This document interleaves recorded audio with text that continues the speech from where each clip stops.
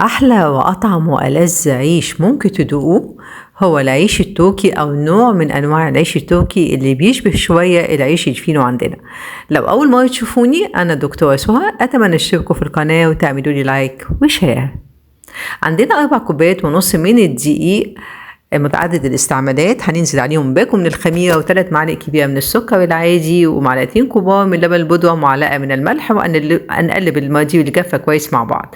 في كاسرولة هننزل بربع كوباية من الزبدة أو ممكن سمنة أو ممكن زيت عادي أو ممكن زيت زيتون، وعليهم نص كوباية من الحليب وكوباية من المية، وهنرفعهم على النار لحد ما الزبدة بتاعتنا تسيح ويدفى الخليط بتاعنا. هننزل بيه في البولة بتاعتنا وننزل عليهم بالدقيق أو خليط الدقيق بتاعنا اللي احنا عملناه، ونبدأ بنعجن لمدة من 10 ل 12 دقيقة لحد ما تتكون عندنا شبكة الجلوتين، واللي بعرفها لما باخد قطعة من العجين وافتها كده بين صوابعي ألاقيها مش بتتقطع. كده العجينة بتاعتي اتعجنت كويس قوي وتكونت شبكة الجلوتين.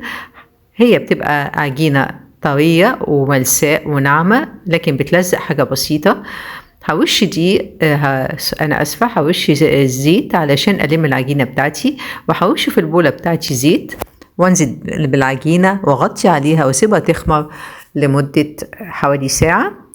وبعدين بعد ما تخمر هطلع منها الهواء واوش الصينية بتاعتي بزيت وادهنها كويس قوي، وانزل بالعجينه بتاعتي في الصينيه. الحقيقه انا بحب الرغيف التركي ده ان هو يبقى عالي، اللي يحب يقسم المقدار على 2 ويعمله على صينيتين ويبقى مش يعني السمك بتاعه مش زي اللي انا عاملاه ده، هيبقى حلو قوي بردك. وهدهن الوش بمعلقه من الزبده معاها معلقه من الحليب، وهبدأ أعمل زخارف كده على وش الرغيف بتاعي زي سمبوسكات أو أي شكل تحبوه، بيبقى مزخرف هو كده. وحوش على الوش سمسم وشمر وينسون، اللي يحب يحط حبة البركة يحط، أو أي حاجة تحبوا تحطوها على الوش، ونضغط عليها علشان تفضل ماسكة في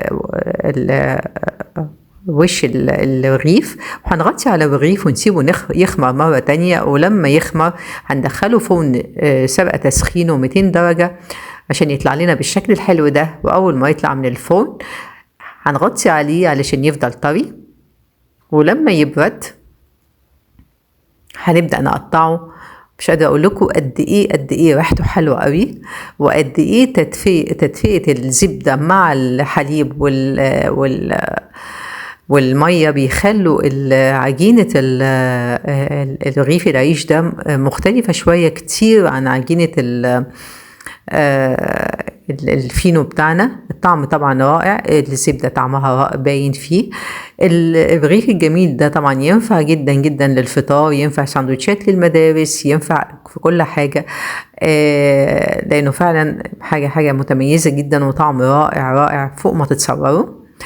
أتمنى لو وصفات النهاردة عجبتكم إنكم تنفذوها، لأنها بجد هتنفع كتير جدا في وقت المدارس.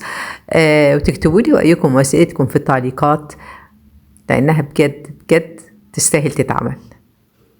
وبالهنا.